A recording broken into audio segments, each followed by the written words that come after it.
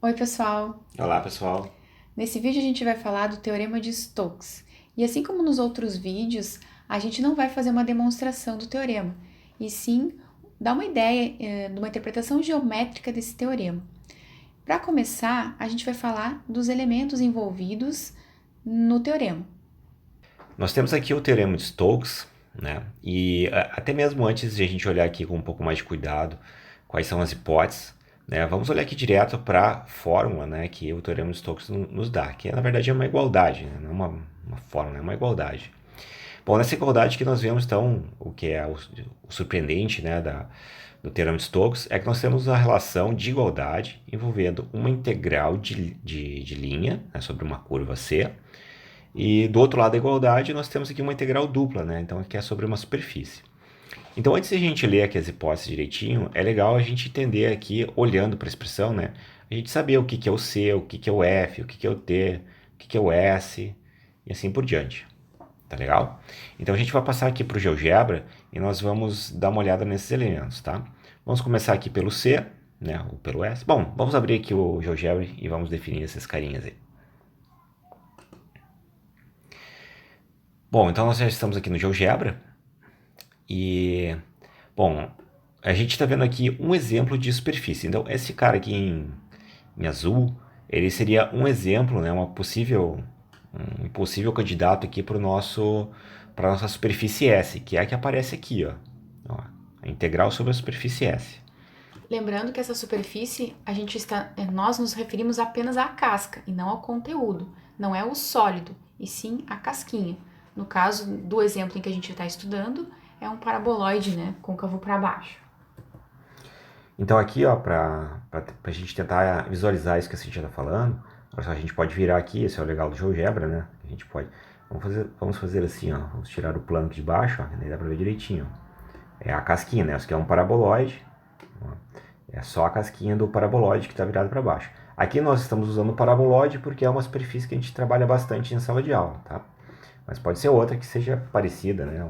Que tenha esse formato de casca, né? E que tenha um bordo, né? Essa curva C aqui, ó. Essa curva C, né?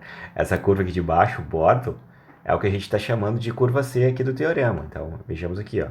Esse C é nada mais é do que a borda aqui da superfície S. Esse símbolo na integral de linha do lado esquerdo, esse círculozinho que aparece em cima da integral de linha, sinaliza que essa curva C é uma curva fechada. Por isso que tem esse símbolo em cima da integral. Não é uma integral diferente, ela é uma integral de linha, só que ela está acontecendo sobre uma curva fechada. Uma outra coisa que a gente já pode destacar aqui, aqui do texto, né, em muitos livros aparece, né, que é bem comum de acontecer, é se usar essa expressão aqui, ó. Se vocês conseguem acompanhar aqui no mouse, ó, em vez de a gente usar o chamar de C uma curva, né, para a gente dizer que a curva ela é a curva da superfície S, então a gente usa essa expressão aqui, que é o del S, Del S. del S. Certo? Agora, o que mais que a gente pode identificar? Bom, esse T aqui, a gente já viu em vídeos anteriores, né? Ele é o vetor tangente sobre a curva C.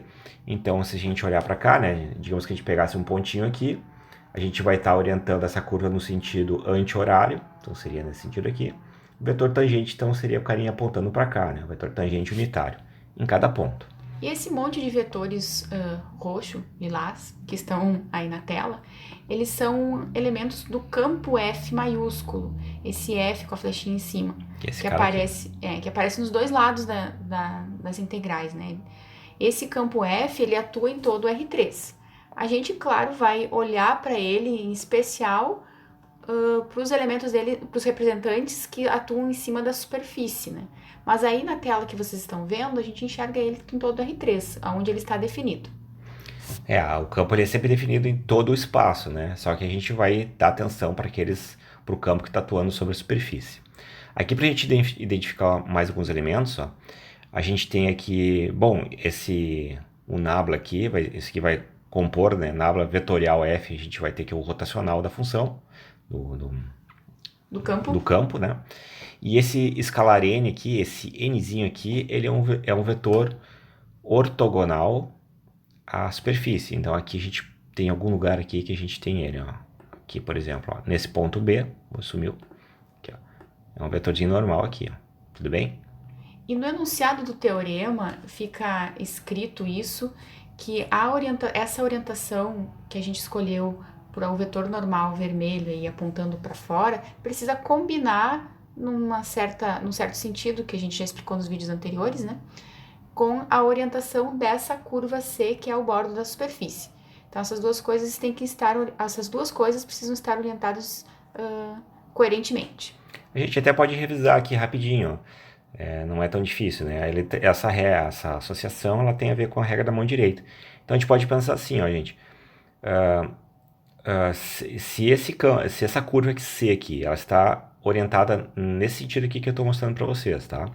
Então seria o sentido, digamos assim, positivo, né? Então se a gente tem aqui, ó, este pontinho aqui, ó, se a gente usar a regra da mão direita, né? O nosso polegar, ele vai ficar, digamos, nesse caso aqui, né? Ele ficaria apontando aqui junto com o vetor normal. E vocês percebam que os dedos, né? Os outros dedos aqui, eles vão fazer um giro aqui sobre ao redor desse vetor aqui, certo? E vocês percebam que ele está de acordo com essa curva aqui. A gente, para enxergar um pouquinho melhor, a gente pode pegar esse ponto A, esse ponto aí, né, que ali fica F, né? E a gente aproxima ele para cá, ó. Então, ó, o campo sobre a curva vem para cá, né? Então, se a gente agora usar a regra da mão direita aqui, ó, então a gente vai ter que ter um movimento assim, ó. E ele vai estar, quando ele passar aqui por baixo, ó, perto da nossa curva, então ele está de acordo, certo? A ideia é essa, é bem simples. Tudo bem? Agora, só para a gente identificar mais algumas coisinhas, ó, pensando neste ponto aqui, o ponto B, que nós não falamos, né, mas dos outros vídeos a gente já mais ou menos já sabe, né? Ó, aqui é o nosso domínio da função, né? Então a gente tem um ponto A, a gente aplica o ponto A na função, a gente está caindo aqui no ponto B. Tá? O que a gente está chamando de função é a parametrização dessa superfície S. Existe uma função vetorial de duas variáveis que leva esse domínio retangular que o André apontou no lado esquerdo aqui da janela de visualização do GeoGebra nessa imagem da casquinha do paraboloide que a gente está vendo do lado direito. Isso. Nós até escrevemos aqui embaixo, né? Parametrização da superfície S, né? Seria isso daqui, né? A gente chamou de uma funçãozinha S, que está saindo de um domínio D, que é contido no R2, e está indo para o R3. Né? O R3 é o contradomínio, e a imagem é a superfície, né? Que é onde está de fato chegando. Tá certo? Mas então, olha só, nós pegamos aqui o ponto A, aqui dentro do domínio D, que está aqui, ó. Aí, através da função S, nós fomos para cima aqui da superfície, em particular aqui no pontinho B. Então, só para a gente identificar, ó, neste pontinho B aqui, o vetor normal é esse carinha aqui, certo? Neste pontinho B, nós podemos calcular neste ponto aqui, ó, o nabla vetorial F aplicado em B. Então, seria o rotacional aplicado em B, que é este vetor aqui, ó. Tudo bem? Aqui eu vou fazer, a gente sempre usa esse artifício aqui, né, de mexer no tamanho dos vetores, né, para a gente enxergar melhor. Então, eu vou aumentar aqui e vou apagar o campo geral F, só para a gente enxergar melhor, tá? Uma observação importante, né, que esse rotacional que a gente calcula em cada ponto sobre a superfície, ele não é necessariamente um vetor normal à superfície. Notem que ele não coincidiu com aquele vetor N vermelho que a gente tinha antes. Ele tem uma direção um pouquinho diferente, né? Tá? Então esse aqui é o nosso vetor normal, esse aqui é o rotacional. E vocês percebam que aqui no teorema de Stokes, ele vai aparecer assim, ó, o rotacional escalar com o vetor N. Perceba que isso daqui não é um vetor, certo? Isso aqui não é um vetor, isso aqui é um escalar. Mas a gente pode observar ele, digamos, geometricamente, né? O que significa esse número que eu encontro quando eu faço o produto escalar desses dois vetores. Então vocês percebam aqui, ó, nós colocamos o rotacional escalar o vetor N aplicado no ponto B. Isso aqui vai dar um número. Mas então nós pegamos este número aqui e multiplicamos pelo vetor N, que é esse vermelhinho aqui. Como resultado, a gente tem exatamente isso daqui, ó. Então, o produto escalar do vetor rotacional no ponto B com o vetor normal à superfície no ponto B é o comprimento desse vetor azul.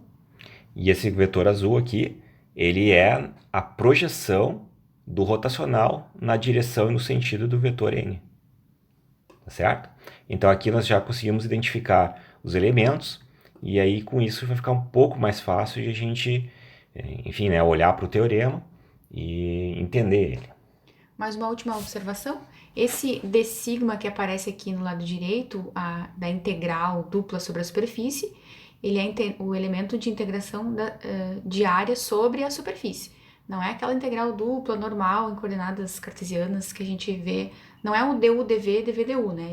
Ele depende da parametrização da superfície.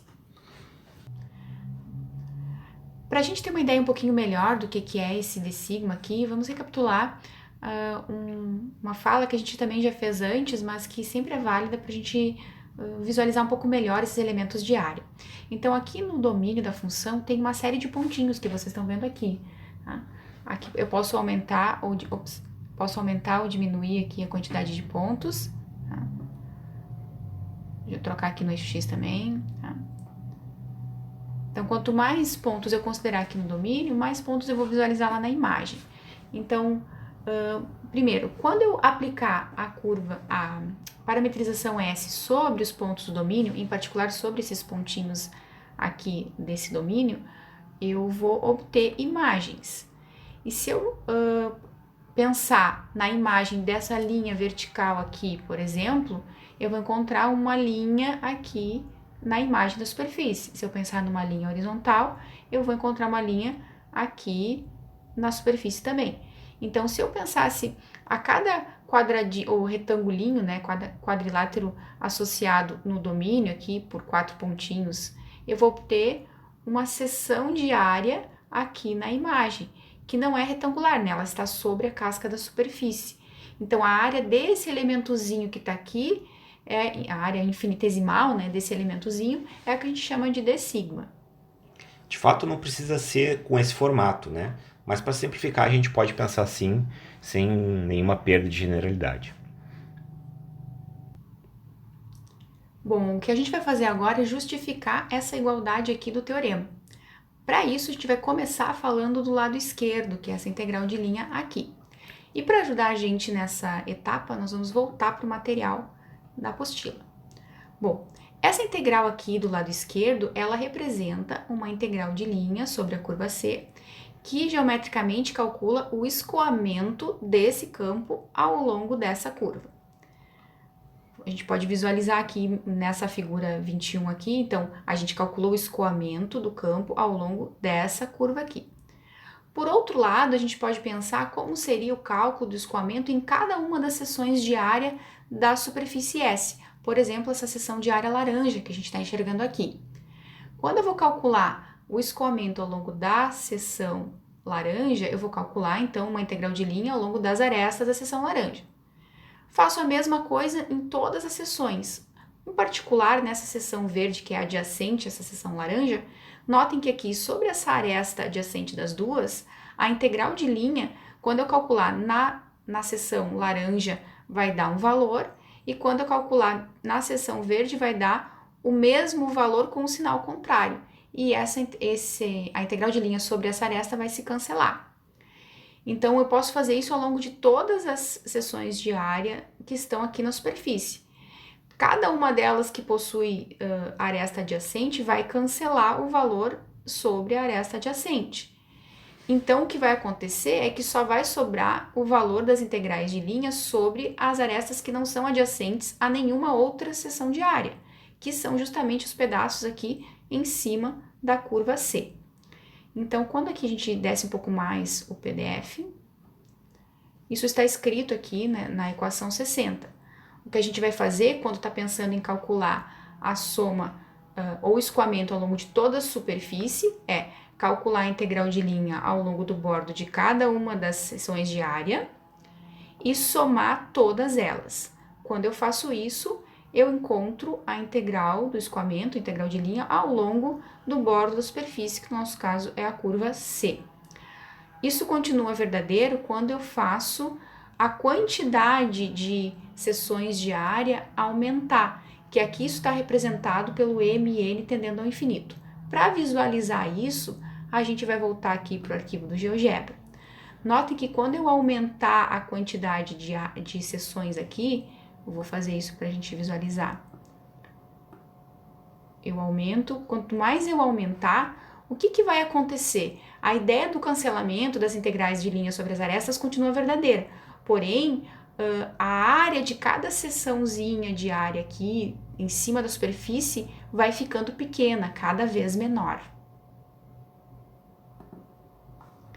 Então, aqui, nessa parte aqui, essa igualdade é verdadeira, porém, eu quero lembrar e reforçar que quando eu coloco o limite, faço o limite de m e n tendendo ao infinito, a área de cada seçãozinha vai ficando cada vez menor. Partindo da equação 61, agora nós vamos utilizar um truquezinho. Nós vamos multiplicar deste lado direito aqui, tanto o numerador quanto o denominador, nós vamos multiplicar por delta, sigma e j. Só para a gente ter em mente direitinho o que significa isso, ó, aqui nós temos dois exemplos de delta, sigma. Então aqui, e a gente ali na expressão, nós estamos considerando que é a área, certo? Então seria uma área de um desses elementos e aqui a área de outro desses elementos. Tudo bem?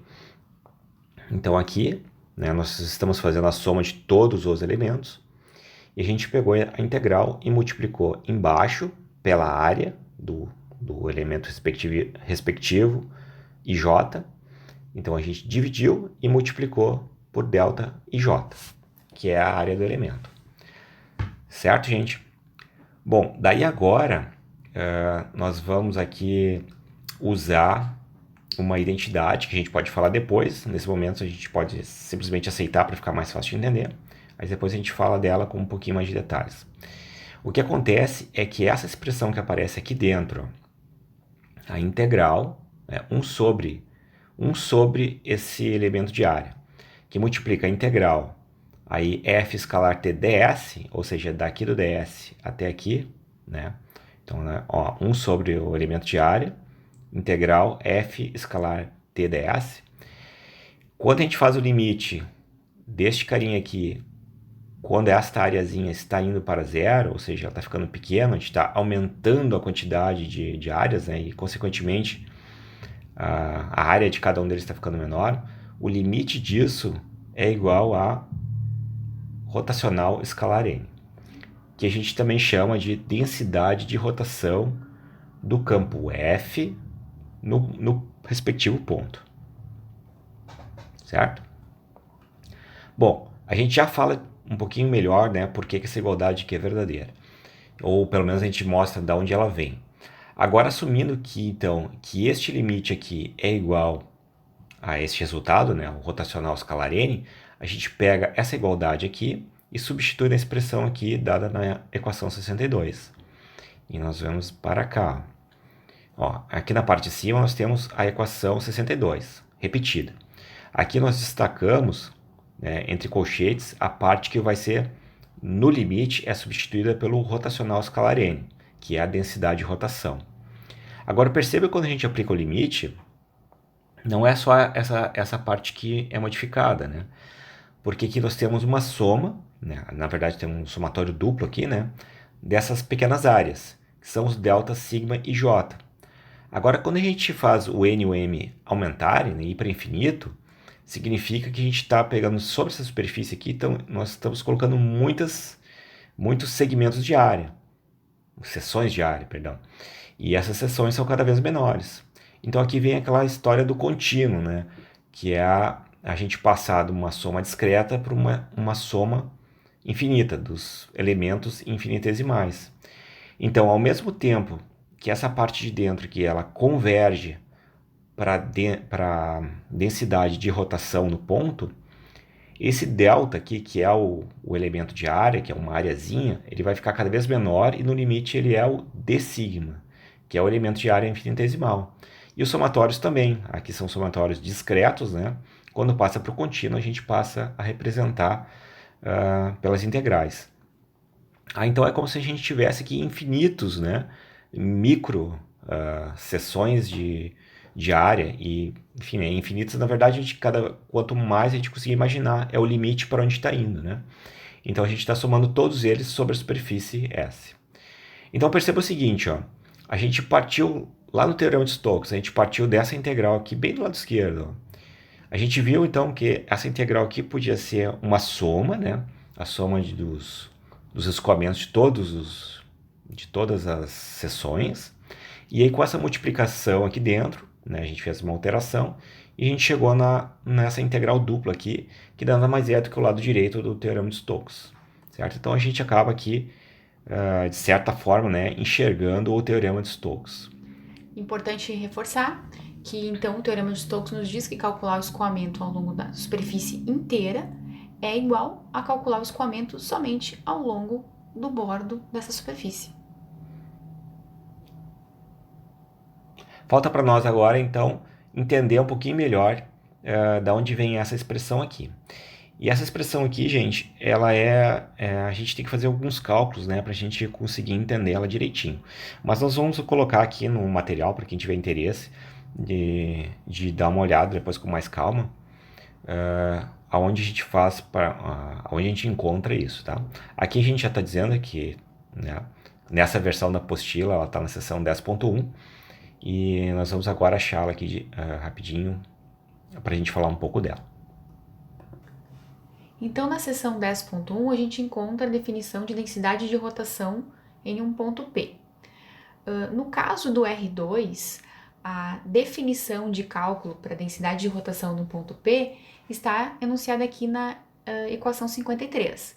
E é o seguinte, eu tenho um ponto P no R2, e determino uma curva C que contorna esse ponto P, uma curva fechada, calculo o escoamento ao longo do campo ao longo dessa curva e divido pelo valor da área da região do interior da curva. Essa região do interior da curva a gente está chamando aqui de R. E calculo, para finalizar, o limite quando a área dessa região tende a zero. Ou seja, essa região ela vai colapsar para o ponto, né? Quando a área fica cada vez menor. Então, essa é, por definição, a maneira que a gente utiliza para calcular a densidade de rotação em um ponto P no R2. Quando eu estou falando de uma curva, de um ponto P no R3 e quero calcular a densidade de rotação nesse ponto sobre a superfície S, a definição está aqui na equação 54. Eu vou calcular o escoamento ao longo do bordo da superfície S, do campo F, né? Lembrando que esse bordo também é uma curva fechada, né?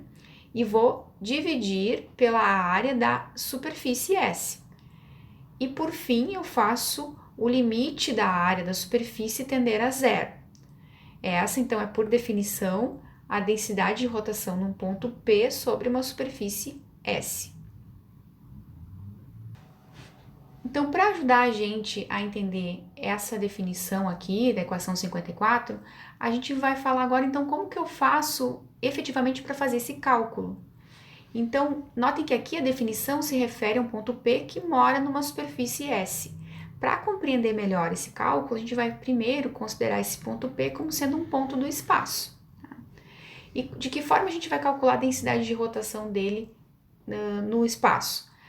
Cada uma dessas curvas, a curva vermelha, a curva verde, a curva azul, são seções paralelas aos planos coordenados. Então, por exemplo, aqui a seção vermelha é a curva CXZ, é uma seção paralela ao plano XZ. A azul paralela ao plano XY e a verde paralela ao plano YZ. Primeiramente, eu vou fazer o cálculo como eu faria se esse ponto fosse um ponto de R2. Eu vou considerar o escoamento do campo ao longo dessa curva vermelha, curva XZ. Vou calcular aquela integral de linha, né, sobre essa curva vermelha e vou dividir pela área da região interior da curva e, finalmente, calcular o limite quando essa área tende a zero. Vou repetir o processo em cada uma das seções coordenadas aqui, a seção azul e a seção verde. E, finalmente, vou somar os três valores encontrados. Então, por exemplo, quando eu faço o cálculo da densidade de rotação sobre a seção paralela ao plano YZ, quando eu faço os cálculos, eu encontro esse número aqui. E esse número, esse escalar, ΔH, ΔY menos ΔG, ΔZ, ele coincide com a primeira componente do rotacional do campo F, quando calculado pensando como campo vetorial do R3. Então, seguindo a regra da mão direita, esse número aqui, tá, pode ser olhado como sendo o comprimento desse vetor laranja aqui, que é o ortogonal à seção CYZ. Uma observação análoga pode ser feita para a seção CXZ e para a seção CXY. somando todos esses vetores que nós encontramos, né, que são resultados das densidades de rotação, né, com relação às seções, né, então se nós fizermos a soma de todos eles, né, nós vamos ter aqui exatamente o rotacional. Agora vocês percebam que a gente está fazendo essa densidade, né, num ponto no espaço, e a gente ainda não utilizou, né, o fato de esse ponto aqui estar sobre a superfície. Este ponto aqui, né, que seria como se fosse este aqui, né, quando a gente soma todas essas densidades, né, e a gente obtém aqui o rotacional, pela regra da mão direita, o rotacional aplicado neste ponto, ele vai informar localmente qual que é a tendência de giro que esse ponto ele está sofrendo, né, ali na região próxima dele, qual que é a tendência de giro local deste ponto, né, que está imerso sobre o campo F. Agora imagine que este ponto, né, ele, além de estar no espaço, ele está sobre a superfície. E a gente quer então saber qual que é a tendência de giro, né, que o rotacional exerce sobre o ponto P, agora com relação à superfície. Então, para a gente pegar essa componente, né, a tendência de giro que existe sobre a superfície, o que a gente faz é pegar o rotacional e fazer escalar n, onde n é o vetor normal à superfície no ponto P que a gente está estudando. Esse gráfico aqui tenta ilustrar a situação. Nós temos um ponto P aqui, e nós calculamos então um rotacional neste ponto, certo? Então está aqui o vetor. Aí então agora a gente quer, vocês percebam que se a gente aplicar aqui a regra da mão direita, né, a gente vai ter uma tendência de giro que não está exatamente sobre a superfície S. Então, e a gente quer exatamente a que está sobre a superfície. Então o que a gente vai fazer? A gente vai pegar a componente, né, que vai dar a tendência de giro sobre a superfície. E para isso, então, a gente vai pegar o rotacional e vai fazer escalar o vetor n. Lembrando que o vetor n é o vetor normal à superfície, né, do ponto que a gente está estudando aqui, que é o ponto P. Então, com isso, geometricamente, nós teríamos este vetor aqui, ó. Lembre que quando a gente pega e faz o escalar entre o rotacional e o vetor n, que é o que está aqui dentro, ó, do colchetes, a gente tem um escalar, né? O produto escalar, o resultado é um escalar. Aqui, geometricamente, a gente colocou ainda vezes n, porque geometricamente existe uma relação, né? A gente consegue ver isso geometricamente. Só que a tendência de giro, esse valor aqui de dentro, é exatamente o tamanho deste vetor que está aqui em azul. Então, a tendência de giro que existe sobre o ponto, né, sobre o ponto P e sobre a superfície, né, a tendência de giro sobre a superfície, é dada pelo tamanho desse vetor aqui, que é o rotacional escalar n. Tá certo, gente? Então, a gente conclui que a densidade de rotação no ponto P, né, sobre a superfície, ela vai ser dada, então, calculando o rotacional no ponto P, escalar o normal no ponto P. Tá certo? E aí, então, a gente consegue, daqui, né, com essa equação 56, justificar aquela substituição que nós fizemos lá na dedução do Teorema de Stokes. Então é isso, pessoal. Até o próximo vídeo. Até mais, pessoal. Um abraço a todos.